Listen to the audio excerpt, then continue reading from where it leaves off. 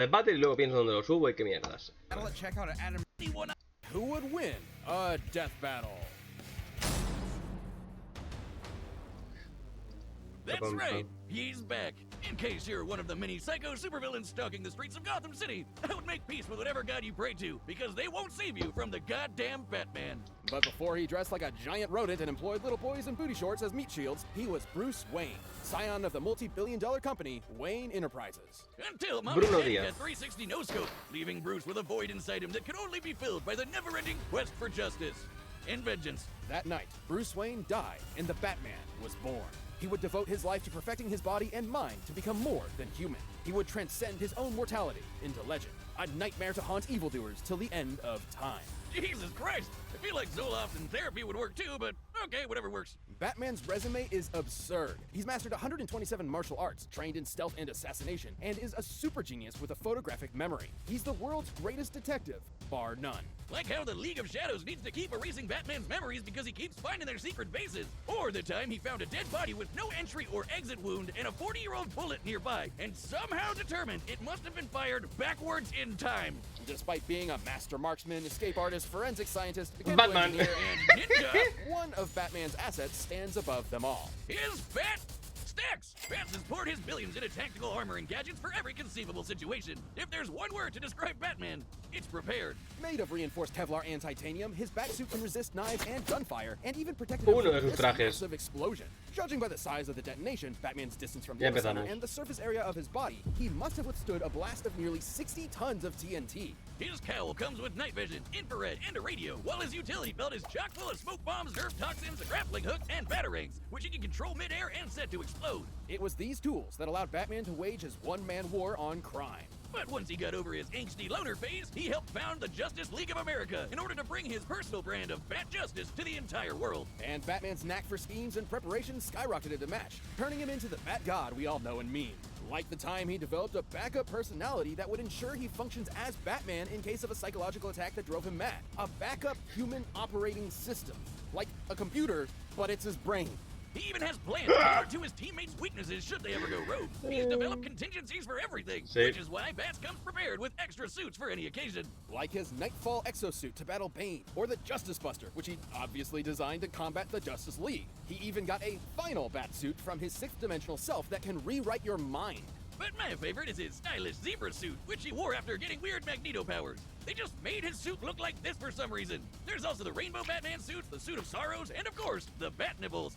Chicks dig the Bat Nipples. All paid for with the Bat credit card. Never leave the cave without it. But perhaps his greatest suit of armor, the one designed to put him on the same level of insane mind-bending power as his league teammates, is the Hellbat. AKA the single coolest looking thing ever invented.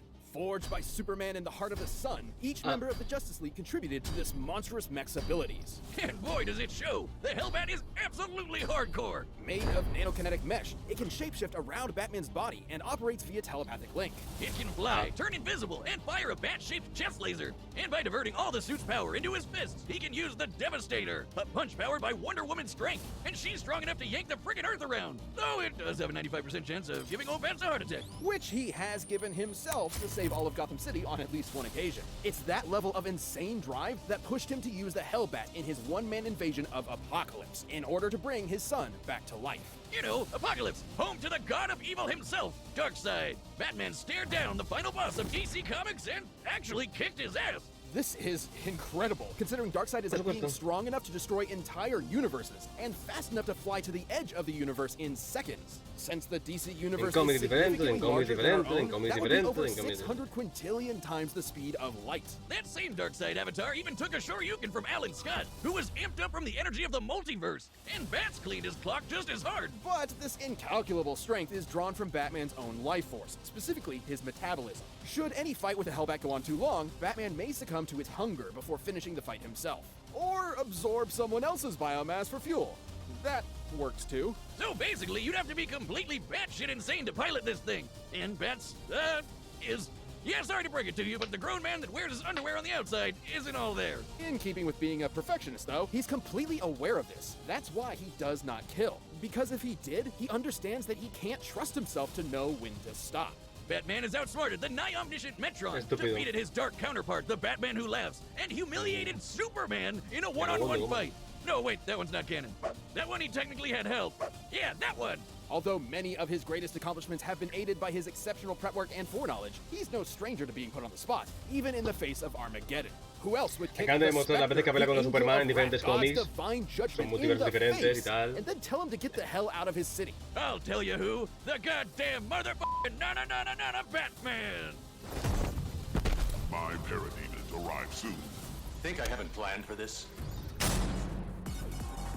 You would be forgiven for doubting the destiny of genius, billionaire, playboy, philanthropist Tony Stark. Yeah, cause you can add massive prick to that list too. Tony's parents died when he was still young, leaving the mind-bogglingly brilliant prodigy to inherit a 102 multi-billion-dollar tech company. With mommy and daddy's purse strings, Tony decided to live it up and down in booze and the ladies. Which was problematic considering he made his fortune as a part of a military-industrial complex, selling devastating high-tech arms to the highest bidder. And Tony got to see his handiwork firsthand when it literally blew up in his face. Tony never had much of a heart to begin with, but after that, he literally had even less. Unlike so many men of weaker spirit, though, Tony refused to give up. He was made of tougher stuff. He was made of iron. So he built himself a robot suit to bust the hell out of there. And when he got back to the good old US of A, he devoted his life to protecting the world from the kinds of weapons he helped make by making an even better robot suit and becoming a superhero. I am Iron Man. Building new suits of armor wasn't just a hobby for Tony, but an obsession. Over the course of his long career as a founding member of the Avengers, he has constructed dozens of different models, which he can call to him at once like a literal one-man army. Most of his armors come with the same basic toolkit: super strength, massively hypersonic flight, and repulsor blast. Repulsors are extremely dense beams of muons, unstable subatomic particles similar to electrons. They're actually really interesting. See, they're classified as leptons, which don't have any known substructures. Just sort of like... It's a laser! Just suck the fun out of it. His armors also come with onboard AI, like Friday, which can hack into enemy technology, command his other suits to fight remotely, Friday, and operate Jarvis. down to the picosecond. That's 1/trillionth of a second. Even outdated armors are strong enough to blow up a chunk of rock as big as Manhattan. By taking a look at its speed, Tony's armor would have had to be hidden with an energy of nearly 300 teratons of TNT. That's 3 times stronger than the asteroid that wiped out the dinosaurs. Years spent defending the Earth has conditioned Tony to be prepared for any threat imaginable, and he has an armor for almost any occasion. He's got an armor to bust bolts, an armor to bust Thors, an armor that can turn intangible, a super tiny armor that can mess with your insides, and an armor made of white sticky alien goo. Definitely not legal in all 50 states. Gross. In order to remain as flexible as possible, though, his standard go-to is the Model Prime. It has all the classic Iron Man staples and has even incorporated size changing for extra strength, an invisible stealth mode, And a badass lightning samurai sword! Say what you want about the smug son of a bitch, but he's definitely got style and crippling alcoholism. But look who's talking! it was more than likely that same devil-may-care attitude that led to Tony revealing his secret identity to the world, which I guess had no consequences. Look, Wiz, when you build a space laser strong enough to wipe out alien fleets in one shot, I don't think the Mandarin is going to interrupt your shawarma lunch date. That space laser is a Dyson sphere, a It's funny. speculative superstructure that is meant to encircle an entire star and harness its energy. Something only possible by a theoretical Type 2 civilization on the Kardashev scale. It's basically when you're galaxy-brained enough to draw power from the entire solar system. I know it's comics, but the fact that Tony just has one of these lying around is insane. Known as Soul's Hammer, Tony's incomplete sphere is strong enough to destroy a planet at only a 2% charge. Didn't you work on one of those? I remember you talking about how it solved A your ver, student loan. destruir un planeta con solo un 2%. Ya, hay planetas y planetas. No puedes comparar la Tierra con Júpiter. ¿Ves? ¿Qué quieres ser tan técnico, ser técnico de verdad? Problems once and for all. On behalf of the families of several planets that no longer exist, I'm not legally at liberty to discuss that. Years of protecting the world from aliens, gods, and even his friends. All of that stuff wore Tony down and turned him into the one thing he promised himself he would never become: a narc. Siding with the US government's enforcement of the Superhuman Registration Act led to a literal civil war between superheroes. It wouldn't be his last. Though it did prove he could hang with the best of them. He's beaten Captain America in hand-to-hand combat, survived blows from Thor, and sí. even took down the Worldbreaker Hulk. He even matched Magneto. Magneto, the guy that controls metal, the thing that surrounds Tony's entire body, by amplifying his power with Jupiter's magnetic field. And then Max punched him with the power of the Eso es sun. increíble. And it was like, no big deal. There really doesn't seem to be a limit to how insane Tony's tech gets. In the movies, this is the same guy that figured out time travel just sitting around one evening. In the time it takes me to down a beer, Tony's already shattered the laws of physics. Yeah, sure. Go to the Middle Ages and play nights with Dr. Doom, you scamp. Perhaps his greatest invention of all, however, was the E-scape, an entire virtual universe where the only limit is his imagination. And because Tony's nothing if not predictable, he made an armor out of it. That's right, he made an armor out of a universe. This virtual armor is composed of solid holograms that can form any weapon Tony can think of. But even it likely cannot compare to the armor Tony created inside the Escape, the Godbuster. It's literally Iron Man going Super Saiyan. The Godbuster was so powerful, it destroyed the entire Escape in a single blast, along with the AI controlling all of it. An earlier iteration of the Godbuster was able to stand up to Celestials, cosmic gods that can warp reality, like Galactus, Odin, and Franklin, who can threaten the multiverse with their power. So it lives up to the friggin' name in case you were wondering. But it isn't that kind of power that makes Tony special. After a life spent wallowing in vice and pleasure, Tony rebuilt himself into a man he could be proud of. Someone who could sacrifice everything to save the world. I suppose underneath it all, that man of iron had a heart of gold. You want my property, you can't have it. But I did you a big favor. I have successfully privatized world peace. All right, the combatants are set, and we've run the data through all possibilities. But first, if you want the same level of confidence as these two billionaires, check out Blue Chew. Confidence. It can get you far in life. That's why Blue Chew delivers the same active ingredients as Viagra and Cialis, but in bad. Bats. Now.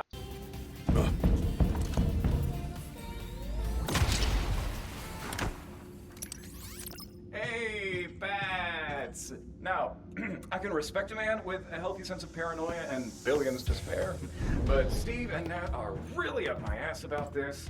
Take the watchtower offline now.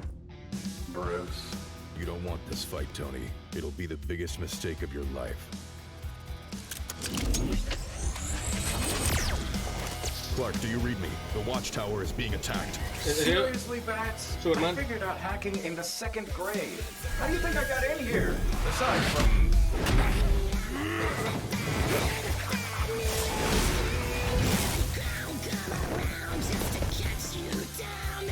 Really, Bruce? This sticks? I thought we were grown-ups here. Ready when you are. Ah, ¿ya? Vale, gana Tony. Sí, ha sacado ya la ultimate del puto Batman. Match my coordinates. I'll try to... Oh.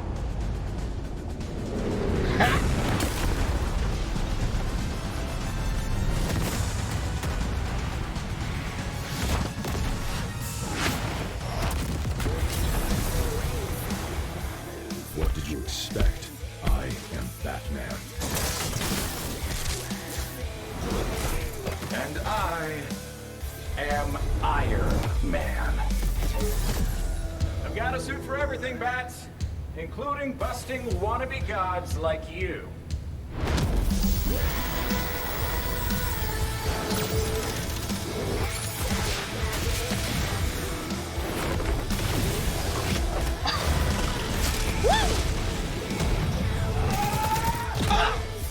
No, pero sigue. Missed this.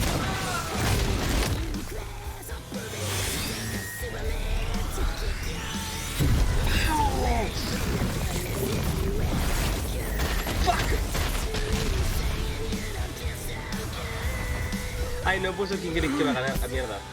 No, mira. Oh, claro, virtual. Had to divert some power to hacking that suit. Like I said, 2nd grade. Friday, fire the hammer!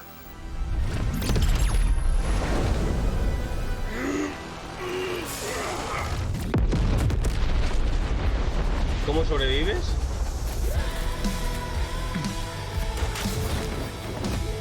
What the fuck? Holy shit. No more armors, Tony. Just you and me. Pero no vale. Man to man. Well, man to genius billionaire playboy. En serio, Tony, ahí no pelees, no vas a ganar cuerpo a cuerpo contra Batman. Maybe just one more. Oh! Model 58, the nano armor.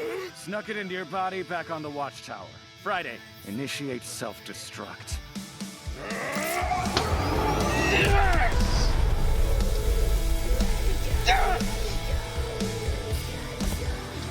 Friday, I could really use a drink. Gracias. KO! Oh, come on! You know if they fought naked, Batman would have beat the shit out of him. Ah, obvio. While Batman is a character defined Obvio, by pero his no estamos haciendo tenacity, eso. fairness, and utter genius, so is Tony Stark. So neither could rely on that skill set alone to pull them through. And it shouldn't come as a surprise. Batman's standard Batsuit couldn't quite hold up to the firepower of even the most basic Iron Man armors. The Batsuit is surprisingly tough, sure, but it isn't taking hits from a dude that can punch apart Manhattan. And despite Bats having a ton of nifty gadgets, Iron Man's armors were way more varied and powerful. With so many unique and often alien abilities, there was no way Bats could predict all of them. With time, he could certainly figure out a plan of attack, but since Tony is just as much a genius schemer as Batman, he could do the same. There are lots of cases where he would have won, especially with his ace in the hole, the Hellbat. The Hellbat's raw power and speed absolutely dwarfed the majority of Iron Man's arsenal, and could have killed him immediately were it not for Tony's own trump cards. Like the Godbuster, which was definitely strong enough to contend with it. The Hellbat could take on Darkseid, but a weaker version of the Godbuster could hold its own against Celestials. Darkseid was a being capable of threatening the multiverse with his power and moving many times faster than light, but the Celestials were capable of the same. With an armor that strong, Tony could buy himself enough time to break out all his other tricks, like sneaking nano armors into Batman's body, phasing through him with ghost tech, draining the Hellbat's power, or just hacking his suit and shutting it off. And with an army of armors at his beck and call, Tony could certainly hold Batman off long enough to employ those strategies. Hell, since he can control them remotely, he technically didn't even need to be there and put himself in harm's way. And remember, the Hellbat used Batman's own life force as a battery. He needed to end the fight quick or else his own armor would kill him first. With Tony throwing an army at him, he didn't have a good way of doing that. Tony just had way too much shit to throw at Batman, while Batman didn't have the time or options he needed to keep up. Batman may have been a god among men, but Iron Man's wealth of gadgets, insanely powerful tech, and greater mechanical experience allowed him to crush the Caped Crusader. You might think it's an injustice that Batman's gonna need avenging, but Iron Man was in a whole nother league. The winner Joder, is Iron ¿en serio? Man. Buena. Hey everybody, I hope you enjoyed that episode. If you're looking for something else to watch, we just released a brand new show called Last Laugh on Rooster Teeth. It's all about people trying to make each other laugh and everybody trying not to. Check it out by clicking the box below me. Thanks. Really? Ah, ya empezamos. Uf. Es simple. Es manga contra cómic. No va a ganar manga. Porque el cómic es una gilipollez. Ya he visto los flipados que se van. No tiene sentido, ¿vale? Vamos con cómics. Da igual, es que siendo la coherencia gana Black. Como gana Goku a Superman. A secas. Pero como vemos aquí, esto es un ejemplo, siempre lo diré. En un cómic, Batman le pega una colleja y ¡ah! En otro cómic, Batman le pega una colleja a Superman. ¡Ah! Ya está, ¿lo entiendes? Son cómics, no soy incoherencia. A secas. Son para disfrutar diferentes cosas. No para pelear porque es estúpido. Tendría que coger a un específico Batman. El Batman del universo tal, donde hizo tal cosa. No Batman donde de este y este. Pero bueno, siempre lo puto digo. Pues tenemos al puto Flash reverso. Swain, ¿cómo se decía? Bueno, el malo de Flash contra Black. Va a ganar él. Va a ganar el Flash reverso. Aunque básicamente el Black puede volar. Y es inmortal. Bueno, depende. Si coge a Black o coge ya la fusión. Y se fusionó con el universo. Si coges el anime. Pero bueno. Ya veré, no sé si subiré esto en el canal, si canal secundario y tal, no sé qué hacer, así que ya da like y eso. Y si pongo comentarios, pues eso tengo.